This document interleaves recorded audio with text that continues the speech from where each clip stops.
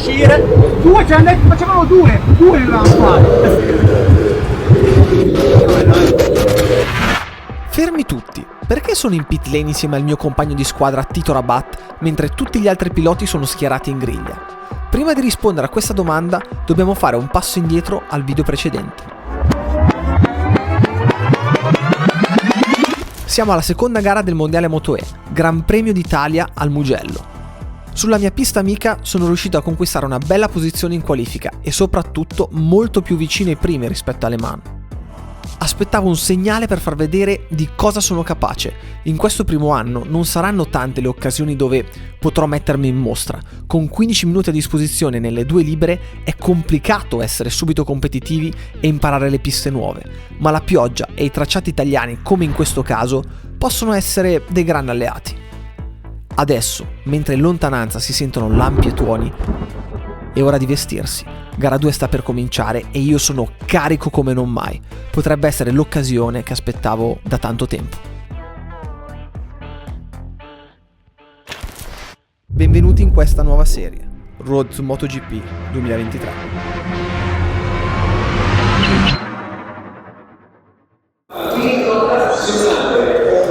Dai che piove, dai,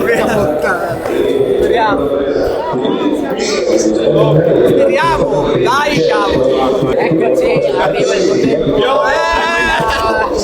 lo so, perché ha sempre fatto la scorreggina. Ragazzi, cioè, sembra una favola, un copione scritto da uno sceneggiatore di Hollywood. 5 minuti prima della gara inizia a piovere. E per me non avete idea di cosa vuol dire, perché sulla mia gara di casa parto da una buona posizione in griglia, poi dopo tutto quello che è successo prima del weekend di gara che vi ho raccontato nel video precedente, insomma c'è tanto qui dentro, bisogna sfruttarla questa occasione, cioè sembra veramente un segno del destino.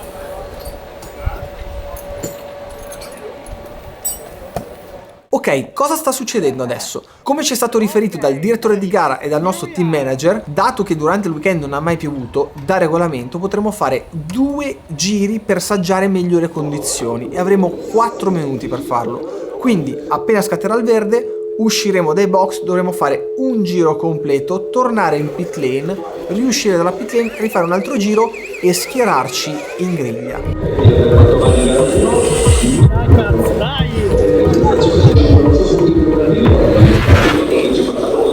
Ma cosa sta succedendo? Cosa sta succedendo? È un incubo ad occhi aperti. Non capiamo, cioè non riusciamo a capire l'errore che è stato fatto. Appena scattato il verde siamo usciti dalla pit lane, abbiamo fatto il nostro giro e rientrati ci hanno bloccato. Non possiamo fare il secondo giro per poi schierarci in griglia. Questo vuol dire solo una cosa, che siamo condannati a partire dalla pit lane.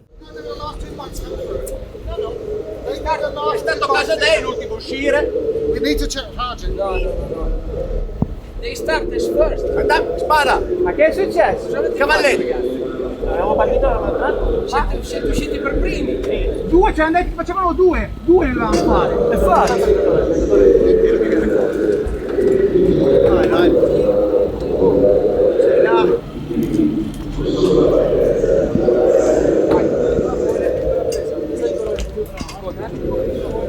Cose che capitano. No. Ascolta, guardami. Le gare sul bagnato non importa la partenza, non serve un cazzo. Dalla pit lane partiamo neanche in ultima posizione. Poi, Ma ce l'hanno detto loro, c'è una roba. ascolta, le gare sul bagnato si possono anche vincere partendo dalla pit lane. Guardami per favore, non è un problema, perché abbiamo un ritmo, abbiamo un feeling sull'acqua buono, pensiamo positivo e cerchiamo di raggiungere il nostro obiettivo, sorpassare con margine, ok? La moto è pronta, fatta, ci hai già girato sul bagnato e andiamo forte. Quindi l'unica cosa che dobbiamo fare adesso è pensare alla gara come se partissimo dalla griglia. Basta, dai!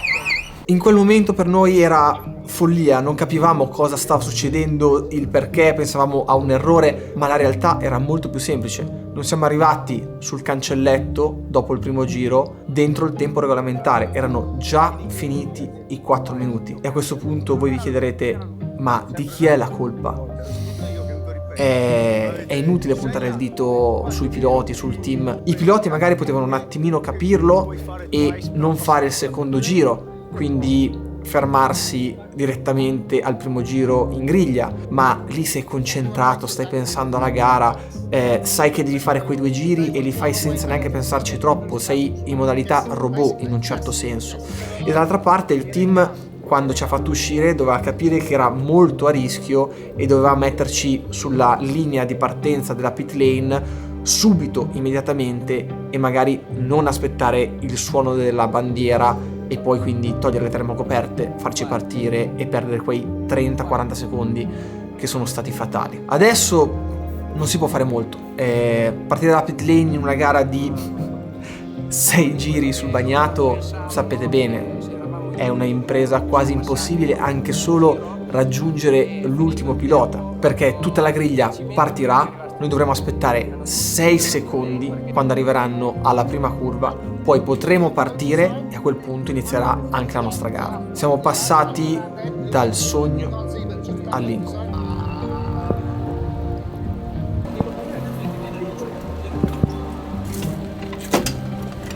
È inutile stare qui a piangersi addosso, mi sono sfogato, adesso concentrazione e partiamo per questa gara. Sarà difficilissima, pochissimi giri, occhi sul semaforo e dimostriamo che se avessimo avuto la possibilità potevamo stare lì davanti a giocarci la vittoria. Bentrovati dalla Mugello, come avete visto con la MotoGP, insomma, arrivava la pioggia che poi è diventata diluvio, i 2 Pramac costretti a partire dalla pit lane, come vedete un buco vicino a Nicolas Spinelli nella fila alle spalle di Torres, Manfredi e Garzò, perché mancano le 2 Ducati Pramac di Salvadori e di Rabat, Finello, Pons, Zaccone, Okubo, Perez ed Herrera a chiudere la griglia di partenza. Salvadori e Rabat penalizzati da un errore, diciamo, banale, si può dire, e il problema appunto è quello che il semaforo verde per loro scatta quando gli altri sono già in curva 1, quindi accumulano 3, 4, 5 secondi, adesso non lo so, dipende anche dalla prontezza di riflessi poi nel partire ad arrivare in curva 1, però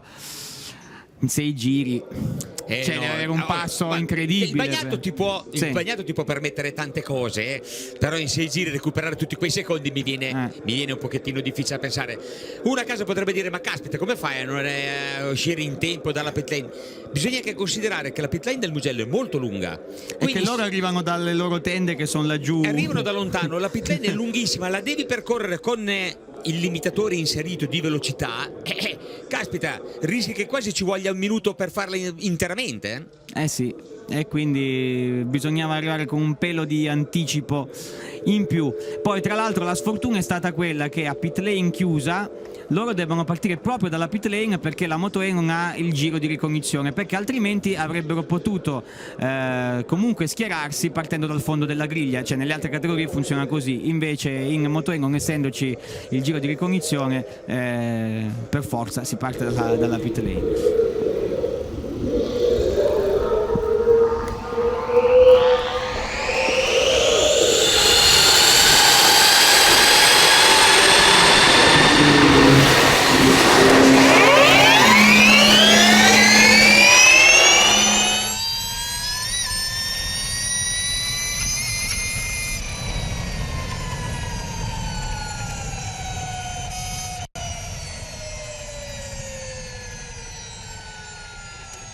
E abbiamo visto i 2 piloti invece del team Pramac iniziare la San Donato, quindi abbastanza distanti, ma comunque la possibilità di fare un recupero secondo me c'è per loro.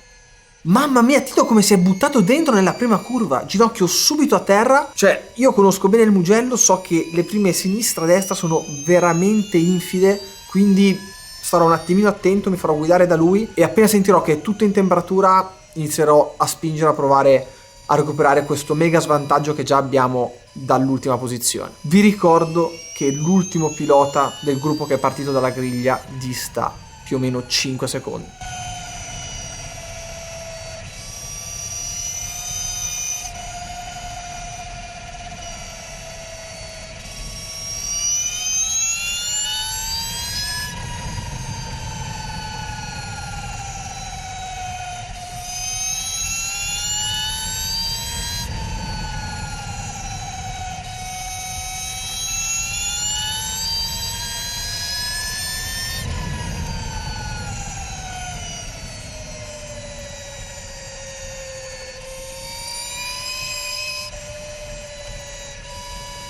Ha ridotto a 5-2 il distacco Rabat dal fondo del gruppo da Maria Herrera, quindi ha recuperato 1 secondo e 4 in un settore Tito Rabat.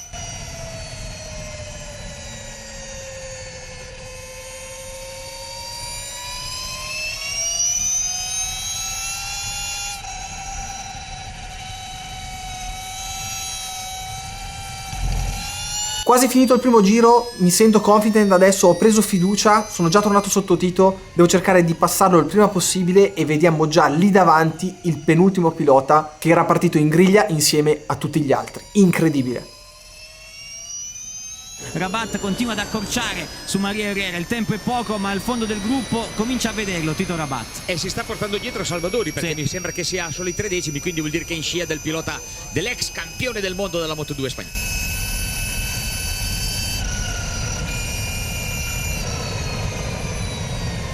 Le spalle di Manfredi anche Michel Pons.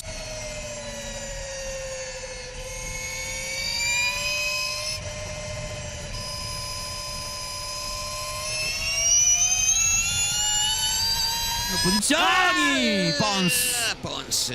Allora vediamo anche Rabat che ha preso praticamente Maria Herrera a 2 secondi e 2, ma a sua volta Maria si è staccata a 2 secondi da Okubo.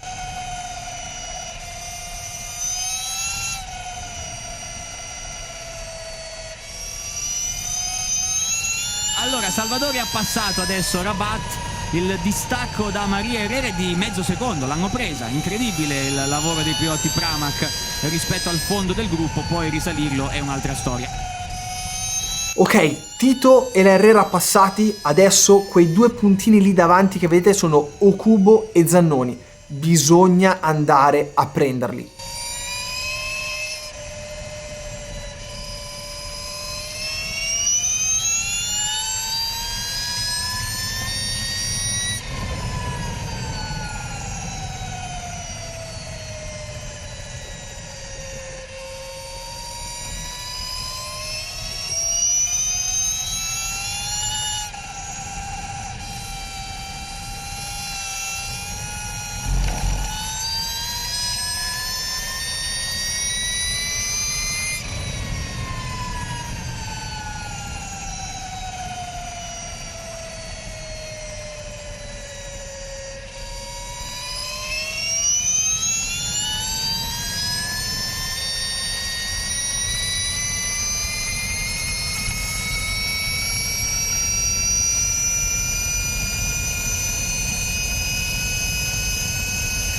(2, 15 e 0) è il tempo che ho appena stampato passando sul rettilineo. Questa cosa mi fa estremamente arrabbiare perché mi fa rendere conto che saremmo potuti essere lì davanti a giocarci la gara. È un tempo tranquillamente in linea con i primi 5 piloti lì davanti. Ma in ogni caso pensiamo alla nostra gara, i 2 puntini che erano lì lontanissimi si stanno facendo sempre più vicini e non bisogna mollare niente, bisogna arrivargli sotto, passarli e cercare di andare sempre più avanti. E ragazzi vi assicuro la pista è allagata, mi si è chiuso già l'anteriore 2 volte, il posteriore mi è partito alla Savelli, mamma mia, e di già qualche bandiera gialla l'abbiamo vista, ma bisogna andare anche perché la top 10 non è così lontana. E Salvadori dietro ha girato 3 secondi più veloce del prossimo pilota da affrontare e sorpassare, che è Okubo. E Salvadori, non so se l'hai detto, ha anche passato Rabat e anche Maria Herrera. Però dicono anche sì, prima sì, che era in scia a Rabat, invece adesso è proprio lì davanti ed è lui che fa il ritmo.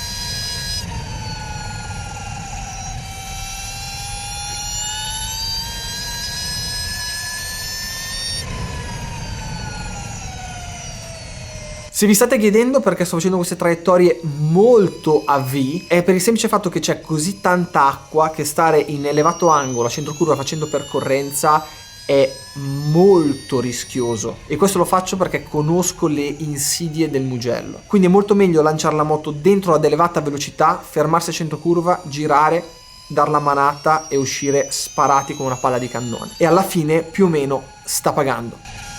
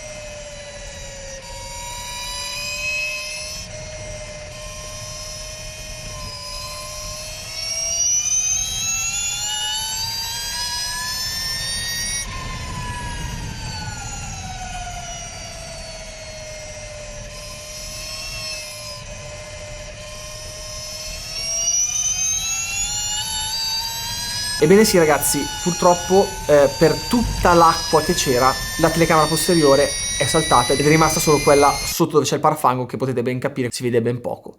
Mi spiace, ma purtroppo mi baso su quello che mi viene dato da Dorna come immagini e tutto il resto, quindi sorry.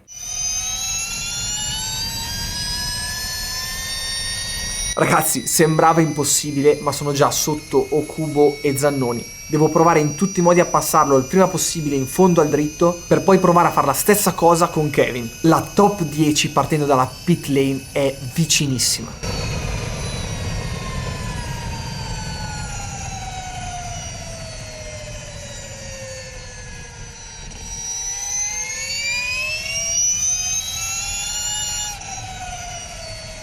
Una caduta dietro, forse Mantovani, sì, Mantovani, nel Mantovani. Caduta di Mantovani.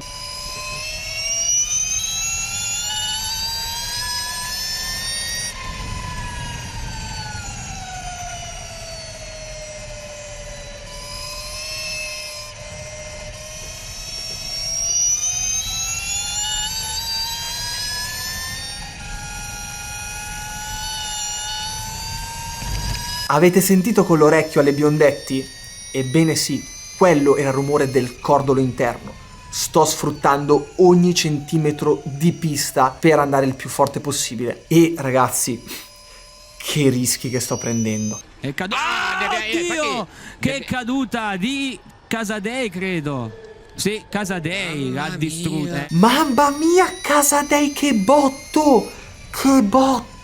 Moto completamente distrutta alle biondetti. Posto proprio non indicato per cadere. Poi si sa, appena la moto inizia a puntare, a roteare, è la fine. E ha sparato così tanti pezzi in giro che Kevin davanti a me mi ha alzato un qualcosa che mi ha preso sul casco. Di sicuro, e dico di sicuro, daranno bandiera rossa. Quindi spero che almeno ci lasciano un giro per fare in modo di riuscire a entrare in top 10 e poi basta. Però la vedo grigia.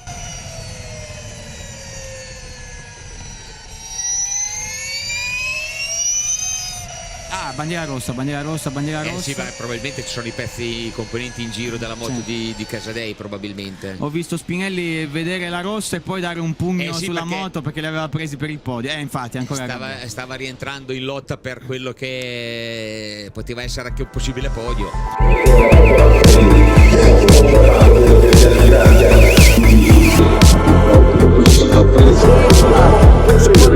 Ah, che nervoso! Che nervoso! Bandiera rossa, me la immaginavo, era impossibile, c'erano pezzi di moto da tutte le parti, ci sta, però non siamo neanche riusciti a fare i 6 giri di gara, ne abbiamo fatti tipo 5, una roba del genere. Un'impresa impossibile rimettere in piedi una situazione partendo dalla pit lane, ma comunque ci abbiamo provato, ho dato tutto quello che avevo, penso che un minimo si sia visto e mi dispiace veramente tanto perché c'eravamo, potevamo giocarci le prime 5 posizioni e sarebbe stata una bella iniezione di fiducia, soprattutto alla seconda gara nel mondiale. E che dire, questa è un'altra lezione, perché dopo 10 o più anni di gare pensi di sapere tutto e invece, ancora una volta, ti arriva la mazzata sulla testa.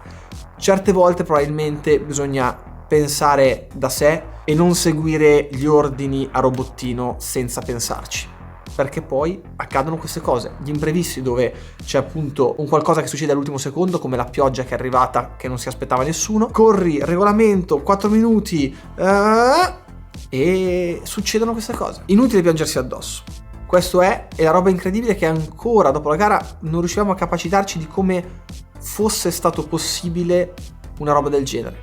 E vi dico solo che il vincitore della gara, cioè Eric Granado, è passato dalla linea della pit lane 2 secondi prima della chiusura. Adesso si va al Sachsenring, pista completamente sconosciuta per me, sarà tosta, ma se dobbiamo trovare del buono da questa gara, da questo weekend, è che mi ha dato consapevolezza. In una pista che conoscevo, dove sono sempre andato abbastanza forte, ho tirato fuori il mio reale potenziale al momento. Cosa che sarà difficile in piste nuove dove appunto hai pochissimo tempo per imparare il tutto e mettere a posto la moto e essere lì. Ma questo mi fa capire che senza quelle variabili in top 10 ci possiamo stare senza problemi. E ragazzi, come al solito, purtroppo questa volta non con molta felicità.